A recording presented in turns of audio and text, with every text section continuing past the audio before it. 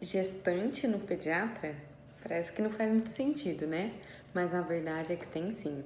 Oi, meus amores, eu sou a doutora Daiane Miguel, médica pediatra, e hoje eu vim bater um papinho com vocês sobre o porquê, quando e o que a gestante vai fazer numa consulta com o pediatra.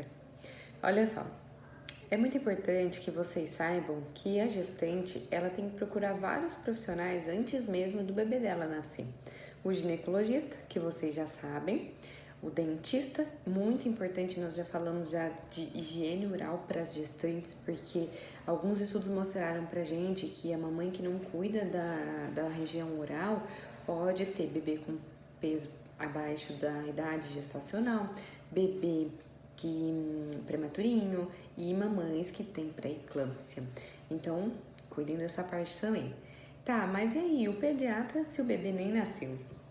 Gente, o pediatra, ele vai ajudar vocês a fazer o plano de parto de vocês. O que é o plano de parto? O plano de parto nada mais é que você idealizar o seu parto, como que vai ser, com quantas semanas você vai estar, quem vai estar com você, que hora a sua bolsa vai romper, o que você vai estar fazendo no momento, quem que vai te levar, quem que vai ligar pro seu ginecologista, quem vai ligar pro seu pediatra, isso tudo faz parte do plano de parto. Depois eu vou fazer um vídeo só de plano de parto aqui para vocês, detalhando e mostrando para vocês como você vai fazer o passo a passo para montar o seu plano de parto, tá? Além disso, o pediatra vai falar para você a escolha de um bom hospital. O que é a escolha de um bom hospital? Uma equipe preparada, o pediatra preparado, porque se de repente o bebê não nasce bem, a gente precisa intervir. E o primeiro minuto, com uma equipe bem preparada, faz toda a diferença se esse bebê vai ter sequelas ou não, tá? É muito importante que vocês escolham um hospital de preferência que tenha uma retaguarda de UTI neonatal. E é engraçado, quando eu falo isso, muita gente me olha assim, de olhar regalado, de cabelo em pé. Ontem, inclusive, eu estava conversando com uma ginecologista, que é amiga minha, e aí nós estávamos conversando sobre uma mamãe que tem uma gestação de alto risco, e aí ela acabou ganhando num hospital que não tinha UTI de retaguarda. Nasceu tudo bem, deu tudo certo, mas se acontece alguma coisa, ali não teria um suporte para ela. Teria uma equipe sim que conseguiria fazer todos os avanços, né? Os cuidados de vida avançado que a gente fala, que é intubação, reanimação, medicação, que só um pediatra em sala de parto sabe fazer. Por isso a importância de manter um pediatra em sala de parto, tá, gente? A gente fala muito hoje sobre as enfermeiras obstetras, né, sobre as doulas, mas isso não exclui o pediatra em sala de parto. Se for uma profissional que é bem treinada e sabe o que está fazendo, ela ajuda, inclusive, o ginecologista e o pediatra, então elas são muito bem-vindas, tá? Então, uma coisa não exclui a outra, tá bom? E falando em pediatra em sala de parto, a gente estava falando dessa história e se correu tudo bem no caso, mas e se não corre, a gente conseguiria, tá, mas e aí, não tem uma UTI, como é que você vai entubar esse bebê e manter esse bebê estável até que você transfira esse bebê? E aí é um caos só, né? E por conta disso eu vou contar pra vocês uma história de quando eu era diretora do hospital. Eu era chefe da cadeira de pediatria e aí eu ficava praticamente 24 horas ligada no ar, porque era uma cidade pequena e aí era só eu de pediatra, e aí eu ficava o tempo inteiro no ar. E aí teve um parto de gemelar prematuro. Gemelar são gêmeos, né? E prematurinhos que nascem antes do tempo. E aí eles nasceram paradinhos. Era uma cidade pequena que não tinha UTI, mas eu estava ali, a minha equipe era muito bem preparada, eu treinei a minha equipe, era muito bem preparada, nós demos todo o suporte, os dois bebezinhos ficaram entubados, só que a gente não tinha respirador. E aí, o que faz? Por isso que é importante você ter uma retaguarda, tá? Ter um lugar preparado, com a equipe preparada, e é muito importante vocês, pais, identificarem com o hospital, com a equipe que tá lá, com o seu pediatra, porque você precisa ter confiança neles, tá? É a UTI por quê? Continuando o caso dos gêmeos. Esses gemelares, nós fomos dessa cidade até 100 quilômetros para frente para conseguir uma UTI para esses dois. E aí nós fomos ambuzando. Ambuzando é aquele aparelhinho que a gente coloca assim na boca do bebê, quando tá entubadinho, vai apertando para poder respirar esse bebê, porque não tinha o respirador. que desse para aqueles 2 bebês prematuros e gemelares. Correu tudo bem, porque a nossa equipe estava preparada, a gente fez todo o desenvolvimento desse bebê, todos os procedimentos no que a gente chama de minuto de ouro. Minuto de ouro, para quem não sabe, nada mais é que o primeiro atendimento imediato para esse recém-nascido, então é muito importante que esteja em um ambiente hospitalar. Por isso que até hoje eu ainda não sou a favor de parto em casa, tá? Porque os primeiros cuidados, eles são primordiais. Ah, você vai ter um ambu, que é esse que respira o bebê, você vai ter coisas para fazer mais uma intubação, você não consegue fazer em casa, você não consegue um respirador em casa, sim, em hospitais de baixa complexidade, já não tem, você imagina em casa. Então, até que estudos comprovem que há benefícios de se fazer um parto em casa, caso o bebê não nasça bem, aí eu vou pensar em mudar de ideia, mas por enquanto eu não sou a favor, tá? Não apoio, não faço, não recepciono em casa. A não sendo uma emergência, que não teve jeito, e se eu estiver por perto, eu socorro, lógico, é a minha função. E aí, então, por isso que a gente sugere que vocês façam o parto onde tem equipe preparada, de preferência onde tem uma UTI neonatal de retaguarda e uma UTI para mãe, porque as coisas acontecem. E o papel do pediatra é te falar que as coisas acontecem, tá?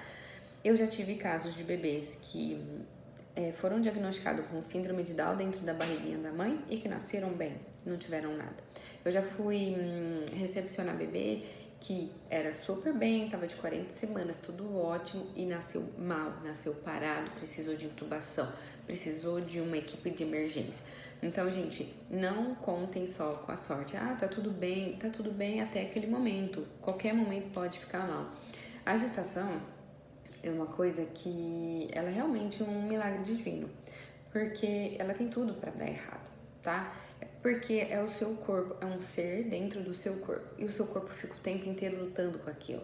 Então é muito importante que você sempre pense que coisas podem acontecer. Claro, não ficar pensando que, ai meu Deus, o que pode acontecer? Meu bebê vai morrer, eu vou morrer. Não, não é isso.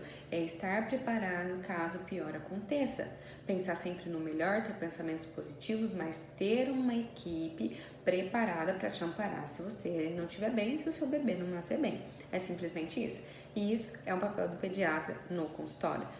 Isso é muito importante, porque pouco se fala. E aí, o que acontece? Quando você é frustrado, seu leite não desce, você fica estressada, você não dorme, você fica com a família toda bagunçada. Então é muito importante você ter essa equipe e saber que isso pode acontecer. Porque se acontece, seu cérebro, ele é muito arcaico. O que é um cérebro arcaico? Ele vai muito no automático. Então, se você tá preparada para aquilo, seu cérebro vai falar, opa, não, eu já sabia que isso ia acontecer, o próximo passo vai ser esse, o médico tá aqui, o meu ginecologista tá aqui, meu pediatra tá aqui, tudo vai dar certo. Então é muito importante que você esteja ciente do que pode acontecer. Isso é muito, muito bom para você, mamãe e papai, porque isso não tira a sua sanidade mental, que realmente pode acontecer, gente. E aí, o pediatra também vai falar para vocês sobre rede de apoio. O que é a rede de apoio, gente? Rede de apoio é você selecionar pessoas e treiná-las para aquele momento do vou surtar. Se você é mamãe e ainda não surtou, calma que você vai surtar. Tem um vídeo disso falando disso aqui para vocês que são mamães. É muito natural que as mães elas fiquem chorosas, fiquem se sentindo deprimidas. Isso é natural do corpo, é fisiológico, é hormonal, não tem muito o que você fazer com isso. Coisas que você tem para fazer não é não deixar que isso aconteça, é saber que isso acontece e saber agir quando acontece, tá? Isso é muito importante. E ter a sua rede de apoio para te ajudar ali é essencial para você passar por essa fase que acontece com todas as mamães, tá? Sem exceção, gente, acontece com todas. A diferença é que umas vão saber passar emocionalmente mais estáveis e a outra não tão estável assim. Muitas das vezes porque você tem uma rede de apoio bem elaborada e a outra parte porque não tem a rede de apoio bem elaborada. O que é uma rede de apoio bem elaborada? Famílias, amigos, cuidadores que você treina e sabe que vai estar ali para poder te ajudar. Para cuidar do seu bebê quando você precisa tomar um banho, para poder você comer tranquilamente, para segurar o seu bebê, que às vezes só quer um colinho, quer um cheirinho, quer um cuidado, para poder ficar com o seu bebê, olhar ele no bercinho dormindo, para você ir no salão, arrumar o seu cabelo, fazer sua unha, ou simplesmente deitar na cama e tirar um cochilo bom, ou simplesmente ir pro chuveiro e tomar um banho demorado, ou simplesmente ficar na banheira e curtir um pouquinho o momento de você com você mesmo, se reencontrar. Então essa parte é essencial para a mamãe não surtar durante esse período do recém-nascido em casa, tá? Isso também é um papel do pediatra na consulta com a mamãe e o papai, tá? Eu gosto bastante de falar também sobre o preparo das mamas e como vai acontecer a mamada ainda em sala de parto. Independente se é parto cesáreo ou parto normal, vou falar também para vocês das escolhas, benefícios e dificuldades da escolha de cada um dos partos que existe, né? Não é porque é parto normal que não tem os contratempos, porque tem também, tá? E não é porque é cesárea que não pode ser humanizada, que você não pode fazer o contato com o seu bebê pele a pele. Nós vamos falar disso tudo agora. Bom, quando o bebê nasce, é essencial que esse bebê faça o contato pele a pele com a mãe, tá? Pele a pele é o quê? Pele da mãe com pele do bebê. Isso faz com que as bactérias intestinais, bactérias de pele, elas sejam promovidas para o bem. Bactérias boas que se proliferam para fazer uma saúde intestinal, saúde de pele e imunidade boas para esse bebê. Então é muito importante que isso aconteça. Nós temos falado muito e praticado também o contato pele a pele com o pai. Os estudos mostram pra gente que um pai participativo, o contato pele a pele com o pai, faz também uma microbiota intestinal muito mais saudável em comparação com aquelas crianças que não teve o contato pele a pele com o pai ou não tem uma participação ativa do pai nos cuidados, na amamentação, tá? E o preparo das mamas, gente, muito se fala, né? Ah, o que eu faço? Eu faço isso, faço aquilo, passo bucha vegetal. O seu corpo, ele vai se encarregar de preparar sua mama para você. Então, não precisa muito você se preocupar com isso. Uma única coisa muito importante é tomar sol nas mamas para provocar uma hidratação local e a cicatrização própria do corpo e hidratar essa pele, tá? Eu gosto de vários tipos de hidratante, mas você tem que ver qual que o seu ginecologista te orienta ou que o seu pediatra orienta para que você não tenha riscos também de alergias ou de usar coisas que você não pode usar durante a gestação. Porque mesmo que seja a pele, o seu corpo absorve, não esqueçam disso, tá? Nosso maior órgão é a pele e ela absorve também medicamentos, então tem que tomar bastante cuidado. Uma boa escolha de um creme hidratante faz toda a diferença para a mamãe, tá? Tanto para as estrias quanto para a sensibilidade na hora da mamada desse bebê.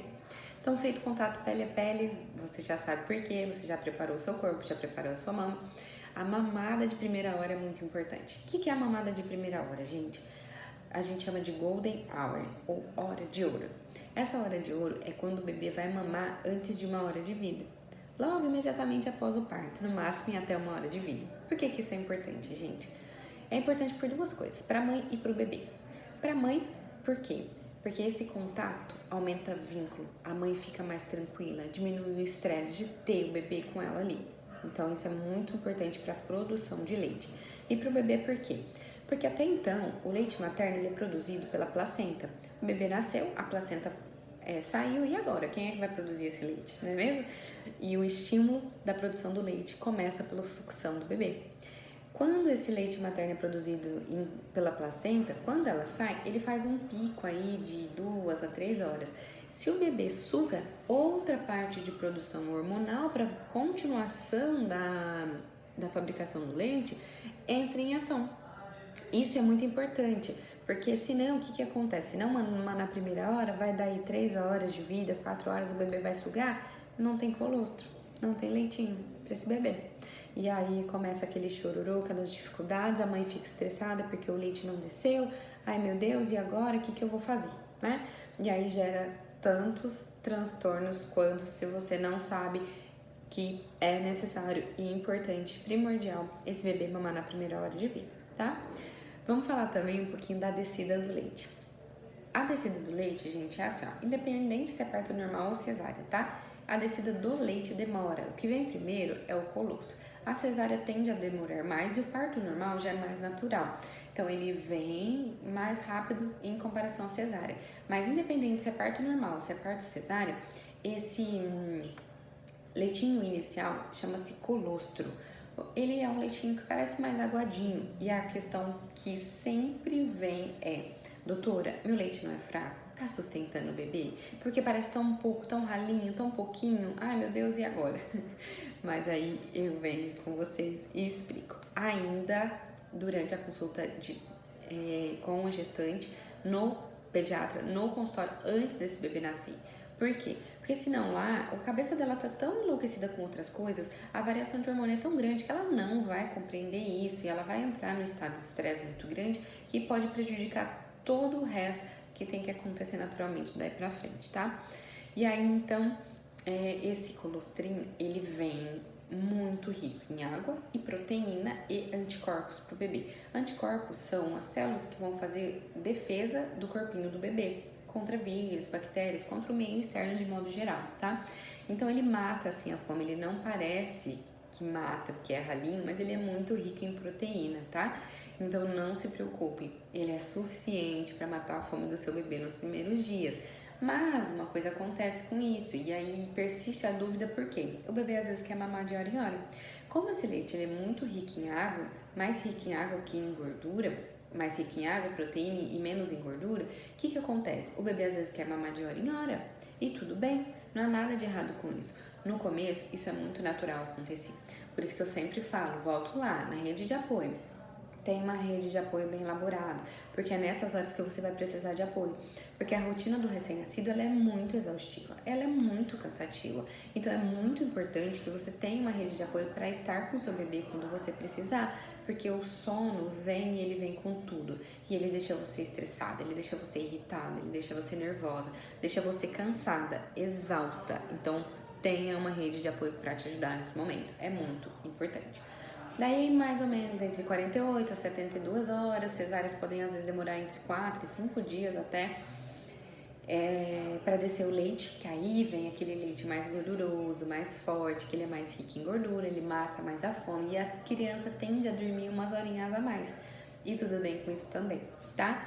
Então isso é muito importante você saber ainda durante a gestação, para o seu cérebro ele acionar isso, receber isso, que tudo bem, que isso vai acontecer e que você vai estar amparado ali pela sua equipe, pela sua rede de apoio, tá bom? Vamos falar um pouquinho, vamos voltar lá atrás um pouquinho, que eu quero falar pra vocês sobre a escolha do parto. Gente, nada vai te fazer menos mulher em relação à escolha de parto, tá? Eu vejo muita gente sendo julgada, muitas mulheres, porque você não fez parto normal. Como assim? Você não é mulher suficiente, você não vai se sentir mulher se você não fizer um parto normal. Gente, para com isso. Tem nada a ver isso, tá? Não tem nada a ver uma coisa com a outra. A escolha de parto não tem nada a ver com você ser mais mãe ou menos mãe, ser mais mulher ou menos mulher, tá? Cada mulher tem o direito sim de escolher a via de parto. Mas tem que ser uma escolha consciente, você tem que saber o porquê que você está escolhendo esse parto, tá? Então vamos falar um pouquinho do parto normal. O parto normal, ele faz bem tanto para a mãe quanto para o bebê. Eu sou fã de parto normal, tá? Para a mamãe, por quê? Porque a mamãe vai ter a dor, sim, gente, dói. É óbvio, tá? Vai ter a dor ali naquele momento, mas ela vai estar pronta para esse bebê. A descida do leite é mais rápida e a recuperação da mãe é muito mais rápida. Então, o processo de recuperação do útero, de involução do útero, é muito mais rápido. A gente até brinca lá na maternidade, e esses dias eu tava falando pra uma mamãe de cesárea, o quanto ela era forte, porque eu cheguei, no outro dia já, ela tava em pé, cuidando do bebê, dando banho. Eu falei, gente, que isso, parto normal? Não, doutora, foi cesárea. E essa é uma mamãe que era muito forte, nós vamos falar sobre isso. Muito forte pra dor. E isso pode sim acontecer. E tem mamães que têm mais sensibilidade para dor, o limiar de dor é muito baixo, então sentem mais dor que o normal, que a média das outras mulheres. E tudo bem ela não querer parto normal, por isso escolher a cesárea, mas saiba dos benefícios que traz o parto normal para você. E pro bebê? Pro bebê, gente, ele vai estar prontinho. E o que acontece quando o bebê está saindo do canal de parto? Como tem as contrações uterinas, tórax do bebê, ele passa pelo introito vaginal e aí ele sofre uma pressão no pulmãozinho, soltando o ar para que o bebê depois expande esse pulmãozinho para que consiga respirar melhor. Então ele normalmente é um bebê que não precisa ser aspirado, que nasce respirando melhor, já vai direto contato pele a pele com a mãe, já vem ali para a barriguinha, né? E na cesárea, às vezes a gente precisa passar por baixo do campo em alguns hospitais, então não é tão diretamente quanto o parto normal. Os benefícios da cesárea é que você não vai ter dor, né? Você sente mexer, isso é uma coisa importante de falar, que você vai estar anestesiado, mas você sente a mão lá do cirurgião mexendo, algumas mais, outras menos, mas isso não é dor, tá? Você tem que ficar deitado o tempo inteiro, então você não vai escolher a sua posição, escolhendo parto normal. Você tem o direito de escolher a posição que você quer ficar, se você quer ficar em cima da bola, se você quer ficar de 4 apoios, se você quer ficar agachado, se você quer ficar numa banqueta, se você quer ficar na cama. E o parto cesárea, infelizmente, não te dá essa opção, você tem que ficar deitadinha, sempre a barriguinha pra cima, e você tem essa dificuldade de locomoção. Mas isso não impede que você faça o contato pele a pele imediato com o bebê. A gente passa embaixo do campo, faz a mamada de primeira hora. E se você escolheu cesárea, escolha uma cesárea humanizada. Eu não gosto muito de falar esse termo, né, humanizado, porque pra mim, parto já tem que ser humanizado. Então, tipo, é meio que um pleonasmo pra mim falar parto humanizado. Porque, gente, parto, independente se é normal ou se é cesárea, ele tem que ser humanizado. Ele tem que ter gentileza com a mãe. Então, tem muita dificuldade nesse processo de entender que o parto já é humanizado, independente se ele é cesárea ou se ele é parto normal. Inclusive, você pode fazer o seu plano de parto para cesárea e tudo bem, não tem nada de errado com isso. Tudo certo, se você quiser, é um direito seu, tá? E falando tudo isso em consulta com a mãe, isso vai trazendo um pouco mais de leveza, um pouco mais de tranquilidade. A gente, inclusive, conversa com o papai na consulta. Eu gosto sempre que vem o casal, mãe e pai. Por quê? Para o pai eu vou contar o quê? O que os estudos mostram. Que um pai participativo, um pai que faz pele a pele com o bebê, um pai que ajuda nos cuidados, que tá ali na amamentação, fazendo o papel de pai, né, gente? E a gente fala assim, ai, como o pai pode ajudar? Gente, o pai, ele vai ajudar naturalmente, ele é o pai, ele vai estar ali, né? Mas muita gente não entende isso. Por quê? Vou contar a história do porquê isso é assim.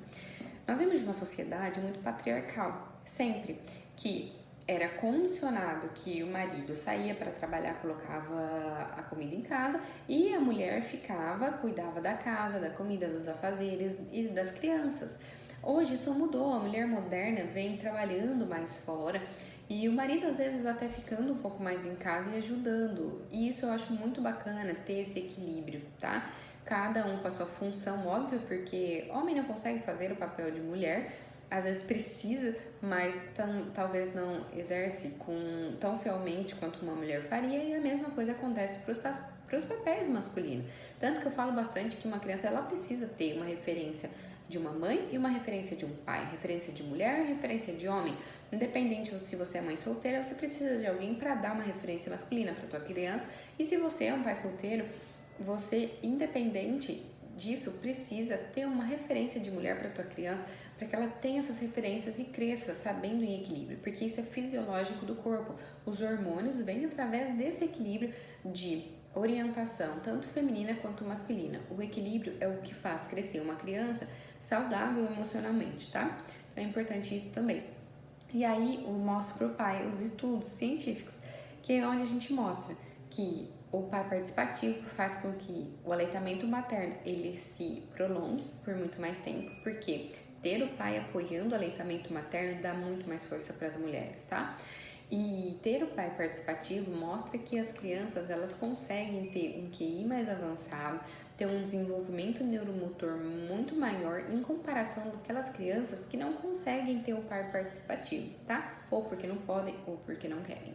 Ou às vezes porque as mães não deixam, tá? Tem tudo essas sinuosidades por aí no meio do caminho, mas que não é o caso aqui agora, tá? Nós vamos falar de um padrão, que é a maioria das famílias que vem comigo no consultório. E aí, preparar esse pai para aquele momento de sinais deprimentes da mãe, eu vou falar assim, né? O baby blues que a gente fala, né? Aquelas alterações hormonais. eu gosto muito de orientar os pais, porque eles precisam ter gentileza e saber que ela vai estar estressada, ela vai estar irritada, ela vai estar privada de sono, ela vai estar perdida como mulher, às vezes com dificuldade de se encontrar. Então é muito importante que o papai tenha gentileza e ajude nas dificuldades que ela encontra no meio do caminho. Isso vai ajudar vocês como família para aumentar o vínculo familiar e vai deixar essa criança crescer num ambiente muito mais saudável. Então, gente, de modo geral, esses são os motivos que uma gestante e o papai desse bebê, que ainda nem nasceu, procura o seu pediatra. E por último, e não menos importante, é que você crie vínculos com um profissional que vai cuidar do seu ourinho. Gente, o bebê, o seu filho, é o seu bem mais precioso. Então você não vai querer qualquer pessoa para cuidar dele. Você vai deixar para escolher alguém para ele a hora que ele nasceu, a hora que ele precisa de alguém que você confia. E aí você vai procurar um pediatra que você vai ouvir falar que é bom, sem lá ver, sem lá testar. Você tem essa coragem de deixar para escolher a pessoa que vai cuidar da vida do seu filho, que vai garantir que ele tenha qualidade de vida ali em sala, desde a sala de parto, para escolher na hora que você já está precisando? Eu não vejo muito sentido nisso. Então é muito importante você conhecer, visite 2, 3, converse, saiba se ele está preparado para isso e saiba se ele vai te ajudar. Mais que estar preparado profissionalmente, é ter um equilíbrio emocional para te ajudar e estar com você nesses momentos difíceis. Ter gentileza, ter tato, ter palavras para conversar com vocês e ser o apoio, ser parte da rede de apoio de vocês. Isso é primordial, tá bom? Se tiverem dúvidas quanto à importância de uma consulta ainda durante a gestação com um pediatra, deixa aqui nesse vídeo que eu ajudo vocês. Se vocês já passaram por essa situação com o primeiro filho ou com outros filhos e não procurou o seu pediatra, ainda dá tempo. Não se culpe por isso, tá? O importante não é você ser a melhor mãe do mundo, o melhor pai do mundo. É você dar o seu melhor com aquilo que você sabe até esse momento. Então, a partir de agora que você já sabe, vamos instruir tanto a sua família, você procure o seu pediatra. E se você achar que outras mamães estão passando por essas dificuldades, que faz sentido para mais alguém, compartilhe esse vídeo também. Um grande beijo!